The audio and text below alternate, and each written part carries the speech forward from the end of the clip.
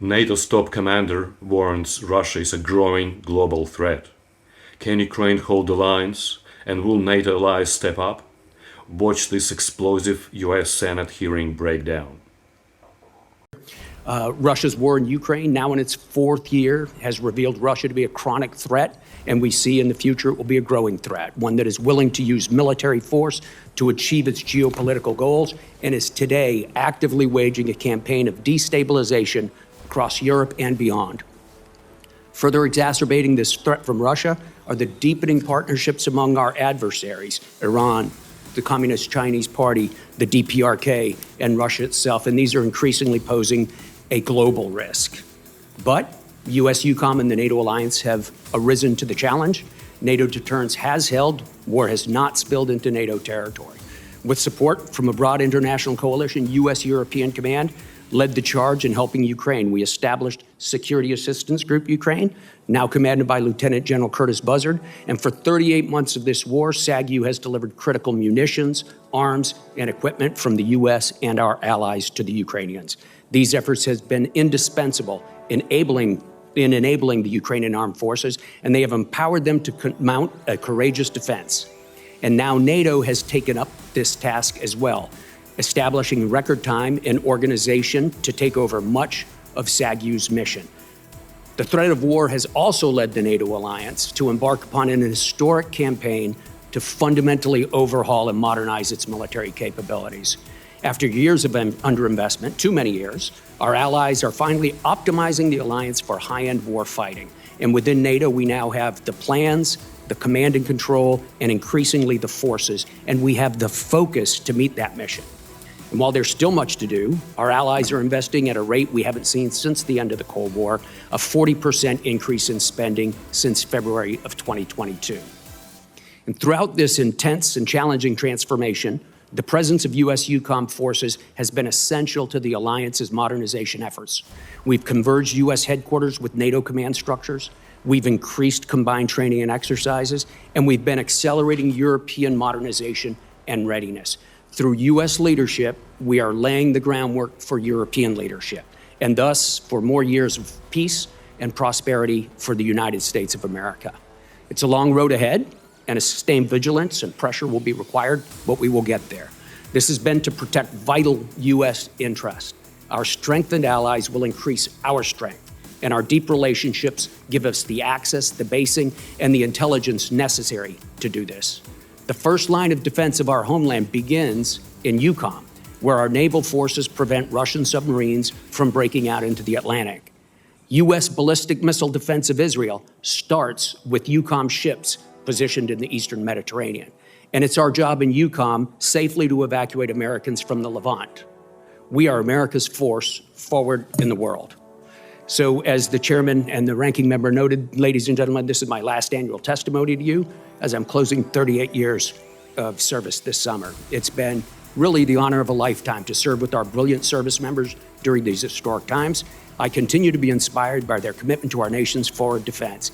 And I thank you, the Congress, for your unwavering support to our servicemen and women, to their well-being, and to their vital mission. America is the greatest country in the world, and it is in large part because of our armed forces, which are the finest in the world. I look forward to your questions. So if we start in the northern part of the battlefield, the active battlefield area, that's the place where Ukraine last summer pushed an advance into Russia in an area called Kursk. And they took a large part of Kursk. This is where the Russians introduced North Korean troops to help push the Ukrainians back out. They set an original goal of the end of September to have the Ukrainians out of Kursk. The Ukrainians today are still in Kursk. There is a sizable force holding a sizable, diminished, but sizable chunk of ground inside Russia in Kursk Oblast right now, and they're holding on very good defensive terrain. South of there, in Belgorod, the Ukrainians a couple of weeks ago pushed a smaller counteroffensive back into Russia. So we still have a back and forth going up in that area. If we come down inside of Ukraine to some of the big battlefields up in Luhansk, and first of all, there's the city just west of the old Bakhmut called Chasiv Yar. The Ukrainians and the Russians have been fighting over this city and the city to the south of it, Toretsk, for about 8 months now. In recent weeks, the Russian offensives have sort of petered out. They had been decreasing in scale, moving from company size to platoon size, now basically small groups of infantrymen trying to rush forward under artillery fire, and they have failed to gain ground in the last couple of weeks. In fact, the Ukrainians have taken a little bit of ground back from them. If we come farther south from that, we get to Pokrovsk in Donetsk province, where the Russians continue to try to take Pokrovsk. They are stalled out on their axes trying to encircle it. They got pretty close, but the Ukrainians have held the Russians back. That's on the ground. The Russians seem to be suffering from a paucity of armored vehicles and a lack of manpower. The Ukrainians on their side have assumed very strong defensive positions, well dug in, and appear to have solved some of their manpower problems that were so acute last autumn. They've increased the pool of people available for mobilization. They've increased the pool of people available for voluntary recruitment, and they've done a good job squeezing people out of headquarters to the front. If we look in other domains, both sides are relying on long-range attack. The Russians largely with cruise missiles and glide bombs, and the Ukrainians are relying mainly on one-way attack drones, as well as some indigenously produced cruise missile systems, one in particular that I've got in mind that we could talk about in closed session, sir. Ukrainians depend on us principally, uniquely, I should say, for their high-end anti-aircraft systems. So the things that shoot down the ballistic missiles and the long-range attack missiles that the Russians throw at them almost daily, that is mainly supplied by the United States. That would have an obvious effect. If the Ukrainians were not able to receive intelligence from us, they would struggle to target, especially in depth, operational level targets such as command post, logistics areas, and things like that, which require a specific way to you've got to have very good intelligence to do that, and they would struggle to do that. I do have to note that the Ukrainians have developed alternative sources. Many of our allies have stepped up their ability to produce things for the Ukrainians. Czechia this month is delivering more than 70,000 rounds of 155. So there are some real advances. There's some diversification of their supply sources, but undoubtedly the Ukrainians are very dependent on our assistance. Through how command and control of U.S. nuclear forces in Europe works today, including your role. Absolutely, Senator. So to keep it at a very open level, the United States guarantees, has always offered a certain amount of nuclear force to NATO to be employed by SAC here. So we have some nuclear weapons that in a conflict, upon the agreement of the United States and the rest of the nations, would be turned over to SACEUR to be delivered by a variety of nations who are involved in this program, all of them NATO nations. That all happens under the command and control of SACEUR. If SACEUR were not an American officer, we would have to find some other way to do that, and it would certainly not be as integrated with the rest of SACEUR's operations as it is now. So, yeah, I basically, as the American commander, have those weapons in my possession, and at the time of need, as instructed, I would pass them to myself as the Supreme Allied Commander to employ in accordance with the 32 nations. It sounds to me like the way the command works right now, we don't have a middleman involved in this. It would be you as an American commander in consultation with the president, the commander-in-chief, who could, I believe, more easily and also with more knowledge make decisions affecting the use of our nuclear weapons.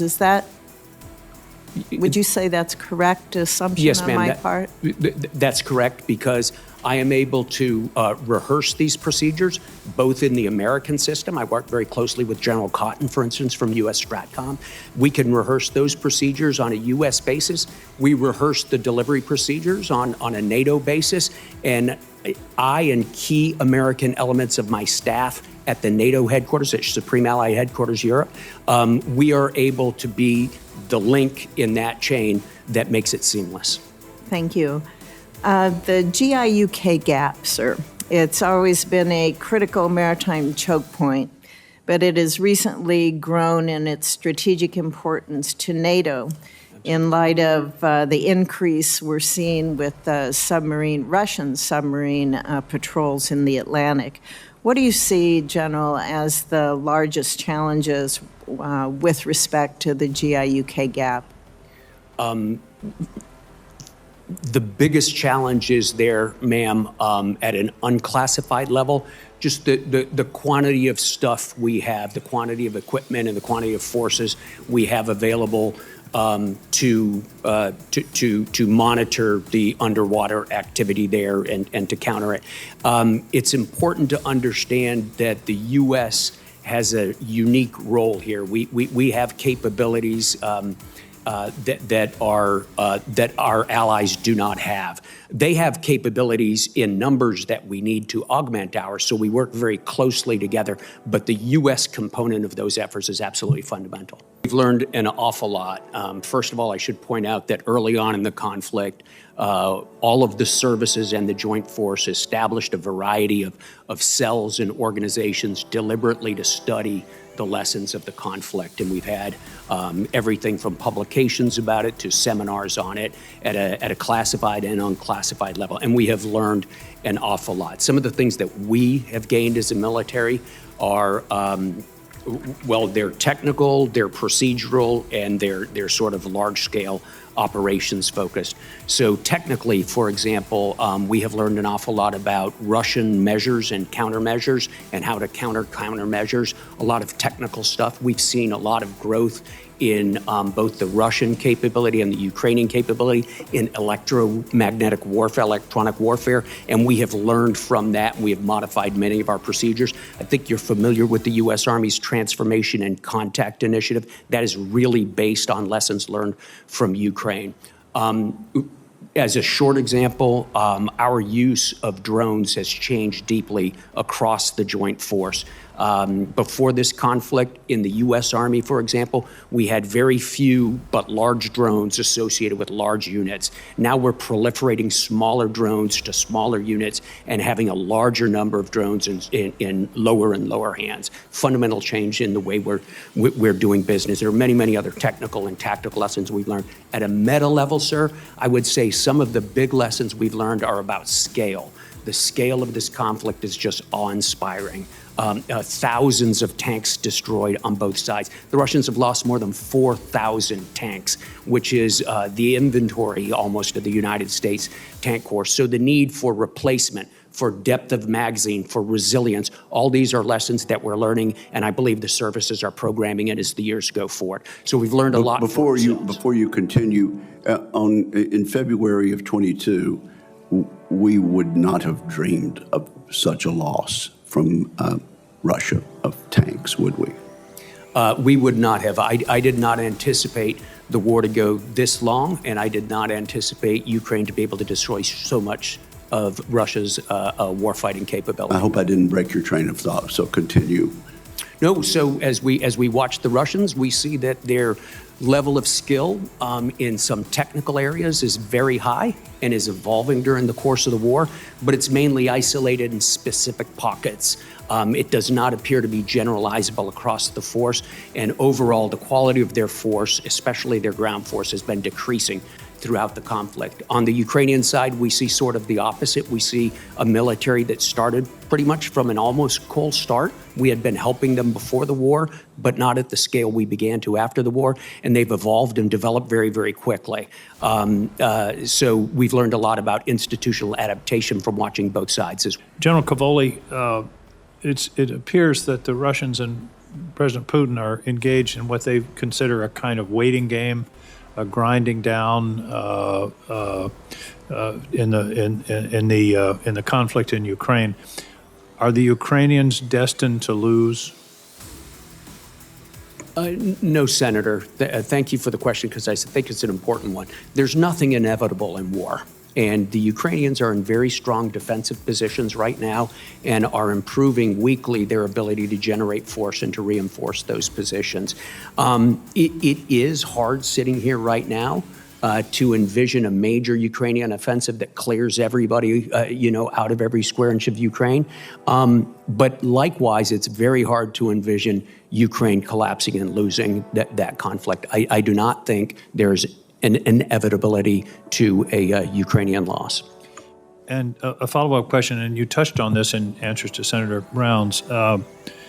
Describe the Ukrainians' evolution of their force over the course of this conflict. My sense is they've really gone, as I think you mentioned, as Minutemen with a rifle to a really serious modern military force. Yeah, absolutely, Senator. So in the beginning, they had a certain number of organized brigades in the east.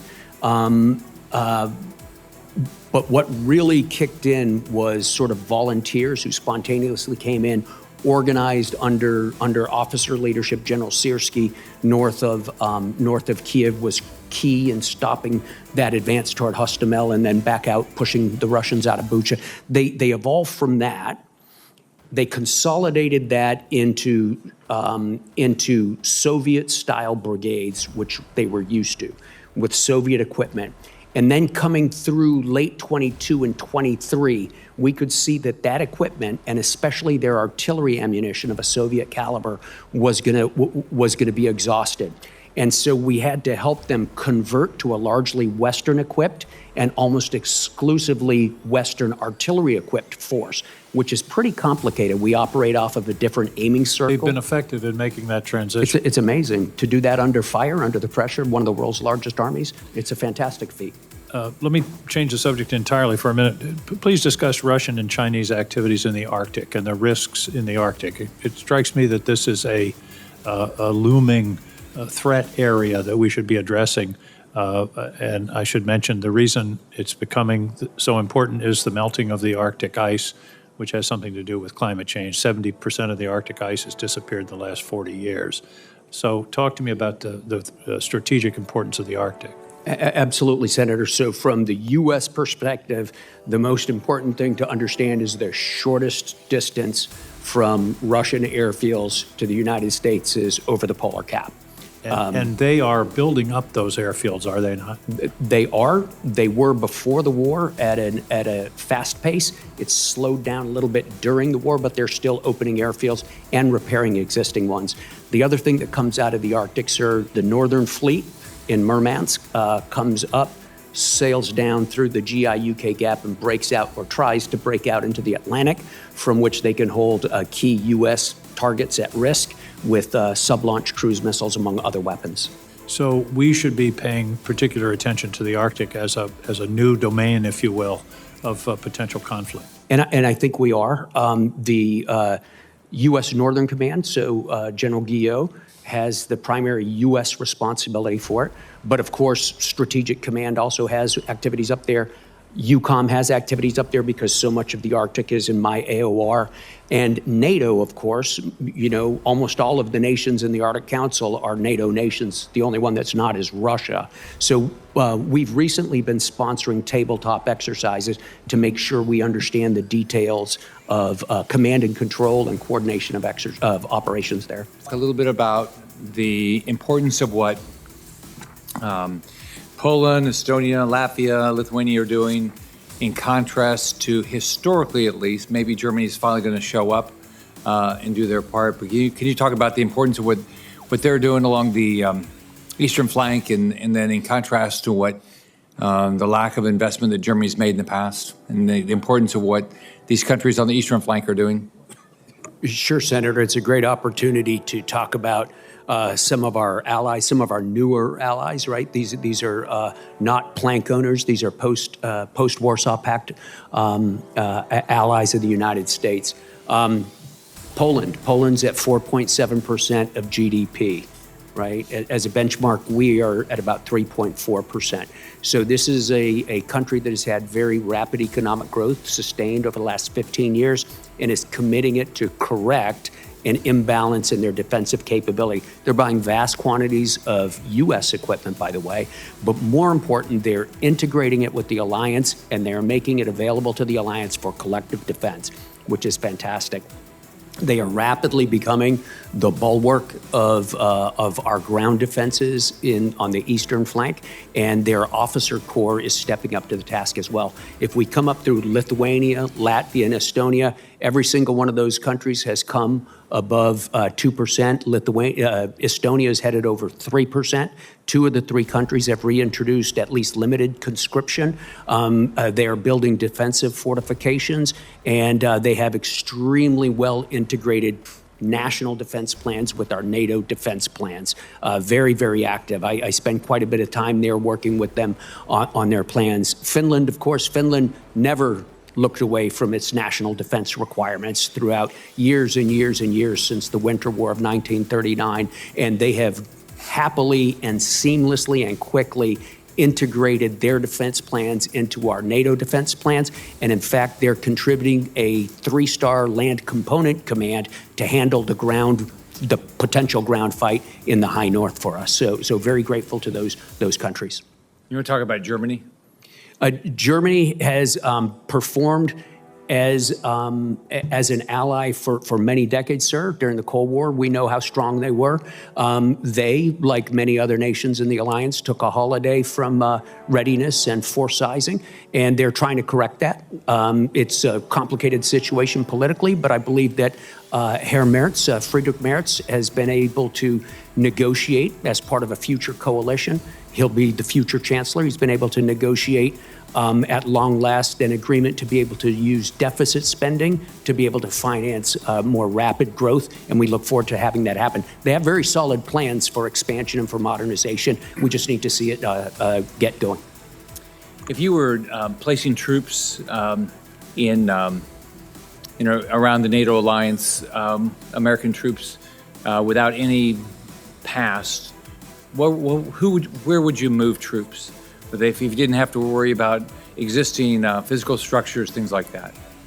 Ultimately, what we would like to see is sufficiently robust national forces to be the basis of the defense of any part of the eastern flank. In some places, that's hard to see because just the nations are not large enough, the Baltic nations, for instance.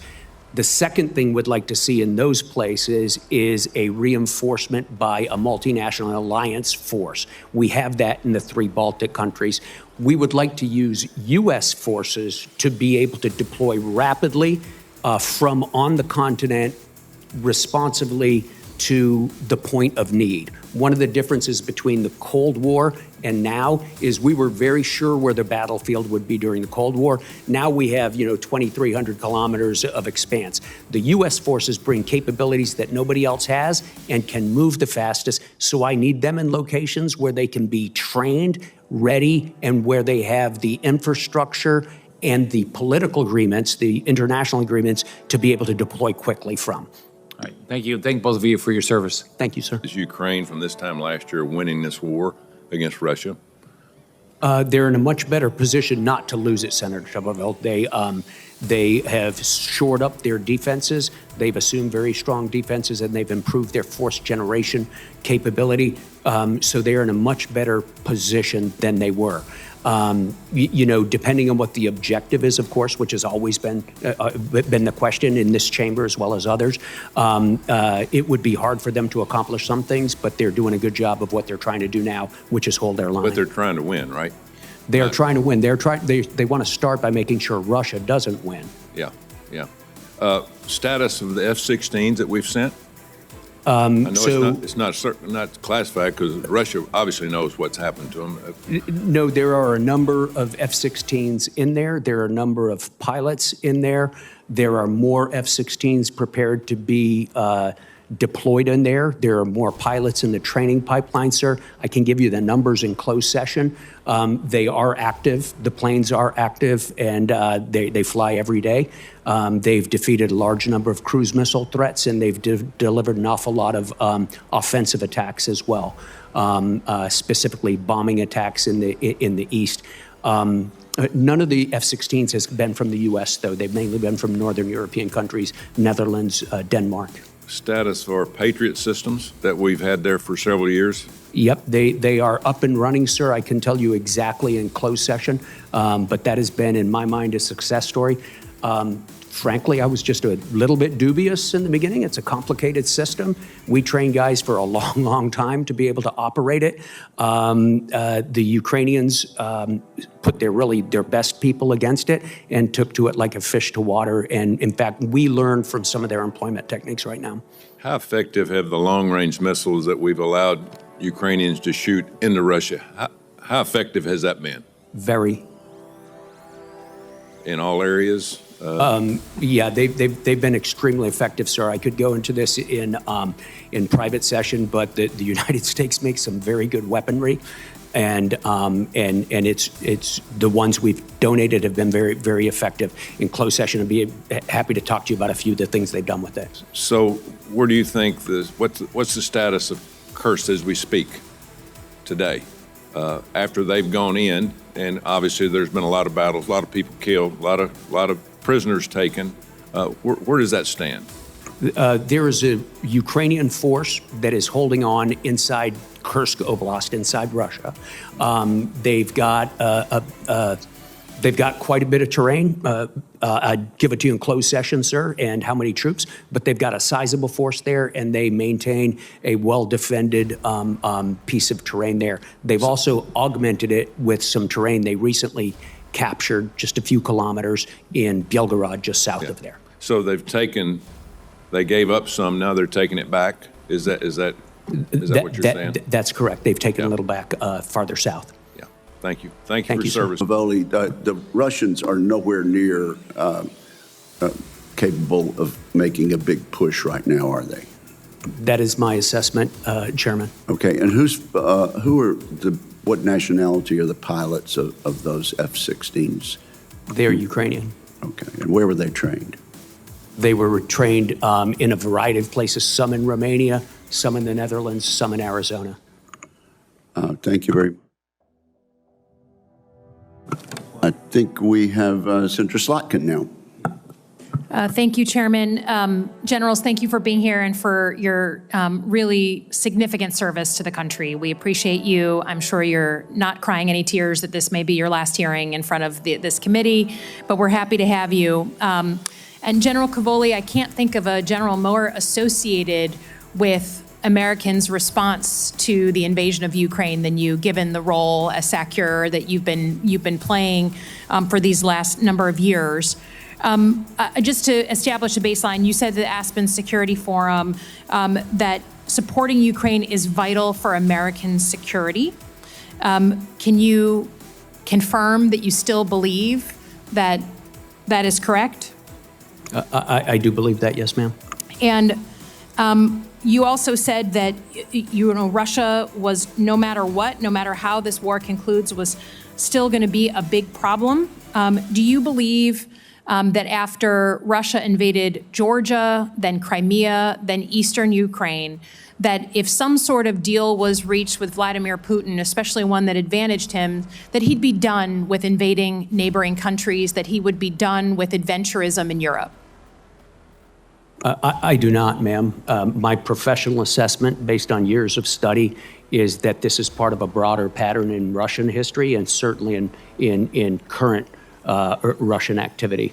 How the U.S. oriented against that is not my call, of course, but that is my assessment of their threat. Based on your experience on the ground and having to negotiate, again, military to military with the Russians and others, do you believe that the Russians are a trustworthy negotiating partner? I believe they are. I believe they are a very deliberate negotiating partner. I believe they are very strategic in their negotiations, even over small tactical things that I've been involved in over the years. And I believe they're highly proficient at it, and they will always chase their interests. Can we talk about how the relationship between Russia and China has evolved over the course of this war? Is it safe to say that since the war in Ukraine, Russia has become the biggest provider to China of military technology and equipment? They have certainly increased the amount they provide. I'm not a China expert, so I'm not sure who exactly the biggest is. And in closed session, we can talk a little bit about what exactly they've been providing. One of the things in reverse, though, Senator, frequently I get asked, what sort of support is China providing Russia? And I think one of the most pernicious types of support they provide is moral support to Russia, because it justifies the violation of another country's sovereignty, which I think is highly problematic were it to become widespread. Yeah, I mean, just in open source, we can find that Moscow is helping Beijing develop submarine, aeronautic, and missile technologies in exchange for China's, as you say, moral support for Russia's war, maybe other things beyond moral support. And even though this administration has had very little to say about China's military role and about this partnership as they try and negotiate with Russia, and despite the Pentagon's new national defense strategy, which says that they're focused on China, we really don't see a lot of visibility on this pernicious topic, which is an alliance stronger than ever, or a relationship at least, stronger than ever between China and Russia. Is Russia helping China develop military capabilities that could impact the United States? Again, in closed session, we could talk about it, but they're certainly cooperating not for the benefit of the United States. Right, but I mean, China, they can have other interests in other countries, but I think we are a primary focus for the Chinese military. I don't think that's a classified statement in any way. Do you believe that the Chinese are watching what we do in Europe, in Ukraine, and with Russia, and learning lessons that they may use when it comes to potentially taking over Taiwan? They are. Do you believe, what are the lessons then that you think they're learning from this, watching us in this conflict, as we now quickly move to negotiate with Putin, put a lot of trust in him, in the person that invaded a democracy? Do you think it makes them more likely or less likely to go ahead and try and take Taiwan? Ma'am, I think they're learning lessons at every echelon, one of them being the policy-making and decision-making echelon. I'll leave that to others to comment on. But at the military level, operationally and tactically, they're studying the conflict very, very hard in ways that we know they would apply to their to any potential conflict in Taiwan. Again, thank you for your service, your long service, both of you, and I yield back to whoever is acting as chairman. Okay, there we go. I recognize myself for 5 minutes. Germany is the biggest economy in Europe, twice the GDP of Russia. But it's also been the biggest free rider in NATO for decades. They've finally reached 2% of GDP on defense by some metrics, but they're still not a very capable force. Germany promised in 2023 to deploy an armored brigade to Lithuania, and that brigade isn't going to be fully operational until 2027. It takes the nation that once fielded hundreds of divisions 4 years to move a single brigade just a few hundred miles away from Germany. General Cavoli, the Europeans are finally starting to spend more on their defense, but how long is it going to take before their spending turns into real capability? Thanks, Senator. This is a very important question because we have been waiting a long time to get the levels of defense spending we're starting to see. Now there's got to be something to buy. So we have a lot of countries, 23 nations, budgeting over 2% this year, several going over 3%. I believe the number 6 are over 3% this year. Now it's a matter of converting it into hardware and organizations. And our industrial base, both in Russia and on this side of the Atlantic, is struggling to produce the relevant equipment and the quantities needed. So basically, there's more money available than stuff right now, sir. I think that Why? Well, our defense industrial bases on both sides of the Atlantic consolidated and atrophied under lack of orders. And then there are some bureaucratic problems in governments in terms of acquiring stuff so that it goes slowly. But I think this question of the elasticity of our defense industrial base, again, on both sides of the Atlantic, is one of the great strategic questions of the next 10, 15 years. The German defense minister last year said that Germany needed to move towards spending 3% of its GDP or more on defense. Do you think the Germans are serious about spending that much on their military? Yeah, I think they are, Senator. And the reason I say that is because Friedrich Merz was just elected as the next chancellor in Germany. And very rapidly, he, sort of outlined the next coalition that he's going to be leading. And they came to an agreement to do a massive increase in defense spending, far beyond the 100 billion euros they talked about a couple of years ago. And the way they got there was by releasing the so-called debt brake that prevented Germany from assuming deficit spending. So they have exempted defense spending from the debt brake. This is an historic breakthrough for them, and it is the thing that's going to allow them to apply their rather prodigious economic resources to defense. They have a very strong plan to modernize and to expand. It's exactly in accordance with what I need as the Supreme Allied Commander, and I'm very eager to see this coalition. Feel like they're collaborating with you on that plan? Absolutely, sir. Good. How much would it strengthen your hand if all of our NATO allies increase their spending on defense up to 3%? Sir, I don't think you've ever met a general who wants less defense spending among the force providers. It would help a great deal. But it would strengthen your hand. It would help. Absolutely, and we're eager to see it come to pass, and we're especially eager to see it turn into real capability, which is going to require some improvements in our industrial capacity. It's clear that the United States should redeploy more of its units in Europe to the Pacific. But I also want to make sure that we do that in the right way. General, what U.S. capabilities are our European allies least capable of replacing right now? Yeah, they're least capable of replacing high-end air and missile defense on a large basis. They depend on us for significant intelligence collection, processing, exploitation, and dissemination. They depend on us for deep, long-range fires. They depend on us for aerial command and control for large-scale campaigns. They depend on us for the backbone of certain parts of command and control. Those are really the key things. There are a few things else that I'd like to go into closed session, sir. What capabilities can our European allies where are they most prepared to take over from us?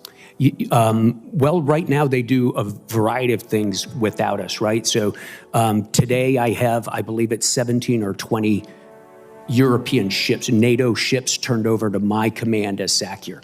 Normally, military forces are held by the nations, and then they turn it over to me for particular operations. I have 0 U.S. ships working for me as SACEUR right now. I have only 40 individual human beings, Marines, who are participating in the operation to monitor the Baltic Sea. We call it Baltic Sentry.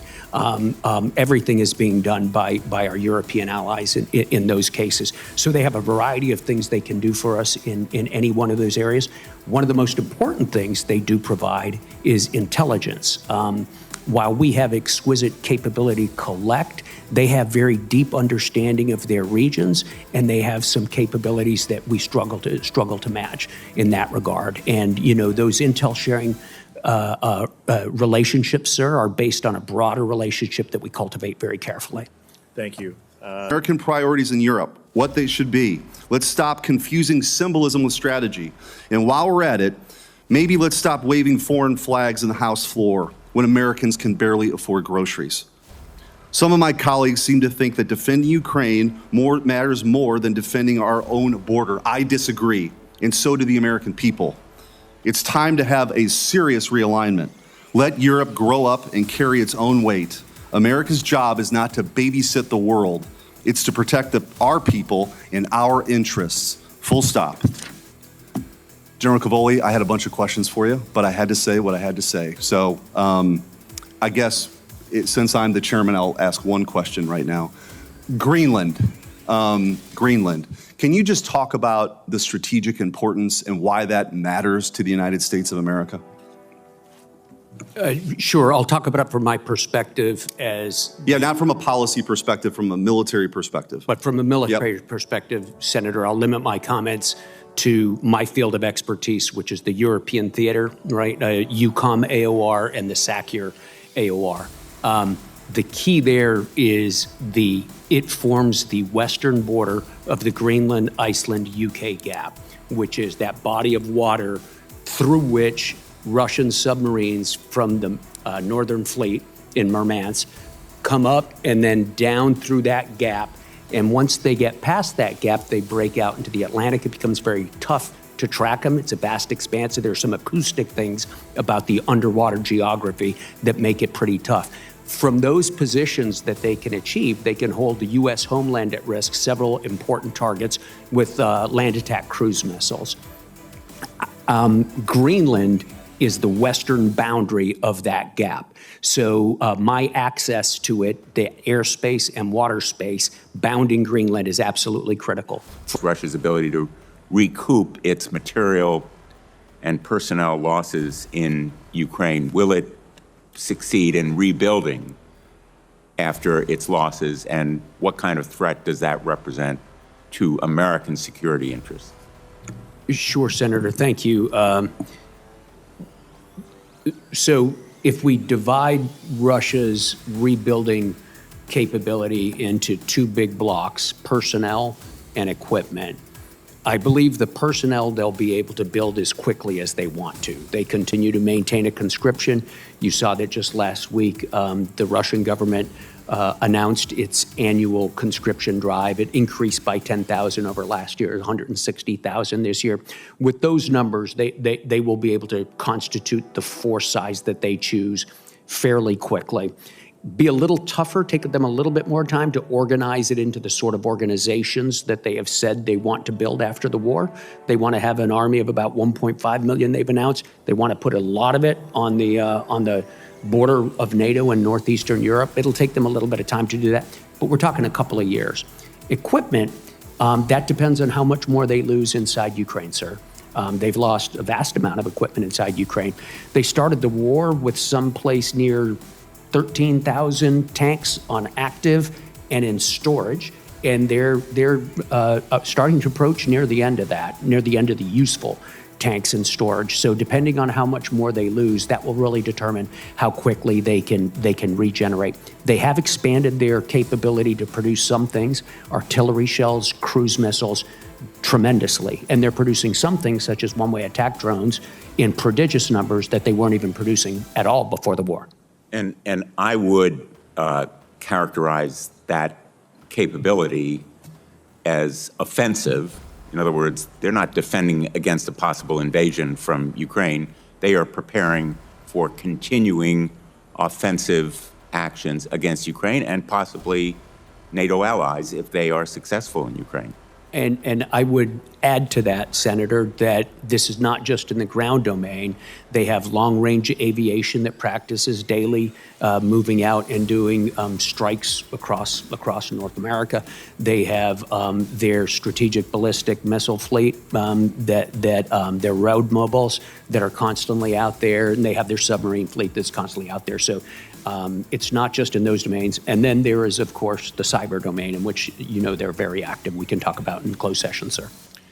Just one last question, General, because I've heard from some of the critics of our military aid to Ukraine that there are significant numbers of weapons embezzled, stolen, missing from the aid that we're providing Ukraine. On every one of the visits, I've been to Ukraine 6 times now, I've talked to our military and logistics folks in Poland, and they are tracking virtually every bullet that we have provided to Ukraine, and there's no evidence whatsoever of this kind of misconduct or misappropriation of our aid to Ukraine. Would you agree? Yeah, I do agree with that, Senator. there will be a challenge locating all of it later. All of us have been in combat, realize that it's pretty easy to misplace things and to lose track of things. But we've seen no deliberate effort to transfer, sell, or steal weaponry. The Ukrainians are using it to defend their country. My hope is that Russia will take seriously the efforts to peace and stop stonewalling and slow-walking negotiation. But right now, they seem to be playing us and playing for time. And I want to thank you again for your incredible service, both of you, to our great country. Thank you. Thank you, sir. The Russian organized referendums in 2022 in so-called overwhelming Russian-speaking provinces. General Cavoli, tell us what you know and what you understand about the freedom of those organized referendums and the accuracy of them as a measure of public opinion. Sure, Mr. Chairman. I don't think I'm familiar with the voices in Washington that are talking about this, but I do remember them very well. They were referendums in Lugansk, Donetsk, Zaporizhia, and Kherson provinces. They were in September 2022. They were roundly condemned by nations throughout the world and by international organizations. The Organization for Security and Cooperation in Europe called them illegitimate. The United Nations called them illegal. I think the only country in the world that accepted the result of those referenda, other than Russia, was North Korea. So they have widely been considered not to be legitimate for a variety of reasons about the way they took place and taking place during a conflict by an occupying power. So if members of Congress want to be informed by what happened in these referenda, if our negotiators in this peace process want to be informed by these referenda, what lesson should we take from the legitimacy of those votes? Sir, I think that anybody who wants to know about it, it's pretty well established history. It's pretty easy to find. I could certainly help direct your colleagues or anybody you want to sources on it. What conclusions can we draw? We can draw the conclusion that, the Russian Federation was intent on absorbing those provinces and attempted to put a gloss of legitimacy over it by holding a referenda that had, results like 99% in favor. Rigged results, correct? That was the widespread conclusion at the time in 2022. Yes, sir. And also, since you are a student of the Russian language yourself, is the fact that the Russian language is spoken in part of Ukraine, is that demonstrative of their loyalty with regard to their nationality? Well, we see linguistic minorities in countries all over the world, sir. There certainly is a dominant Russian language population in eastern Ukraine. We see a Russian language population in eastern Estonia. So it's they consider themselves loyal Estonians, do they not? Yeah, it really doesn't have much to do with sovereignty at all. I mean, we have large populations in our country that don't speak English. That's the point I was trying to make. Senator Reid, we will be going into a closed session. Do you have any questions for the open session? I have a few questions, and thank you, Mr. Chairman. General Cavoli, in your military opinion, does the U.S. agreement with Denmark to facilitate access and basing needs in Greenland meet current military requirements? Sir, I can only talk about the part of the military requirements that affect me. So our principal presence on Greenland, the United States personal presence on Greenland, is the base at Pitafik in northwestern Greenland. That is not under my operational or administrative control. That's a Space Force base. And I don't know if it's adequate for them or not. From my perspective as both the Supreme Allied Commander and the U.S. European Command Commander, I have all the access and basing I need to prosecute the operations that we've talked about in the High North during this So conference. that, from your perspective, Greenland, just to get the facts right, is within your area of operations, Greenland is within my area of operations as the Supreme Allied Commander, and it is within my area of operations as the U.S. European Command Commander. And you feel at this juncture we have all the capacity we need to confront the threats going forward? Yeah, again, Senator, my part of that is what I can comment on. That's from the coast of Greenland eastward and northward to counter Russian threats coming out of there. I can't really speak for Northcom's interests or anything like that. Thank you. If AFRICOM is dissolved and merged into EUCOM, you would have a responsibility for more than 50 countries.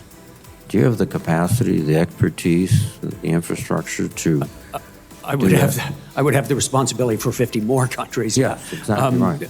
It would be a stretch, Senator. I mean, that's a wide span of control.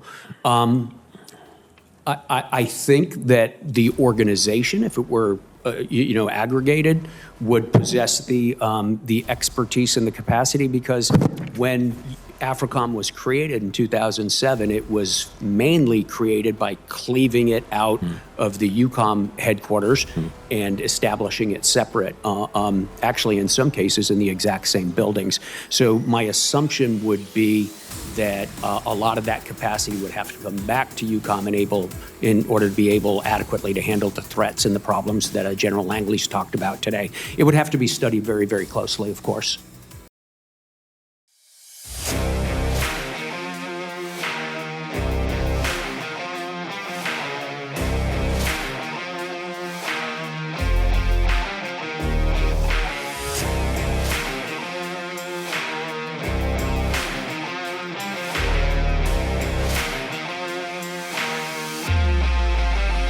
Every day, Ukraine's land remains deadly, littered with landmines and unexploded ordnance.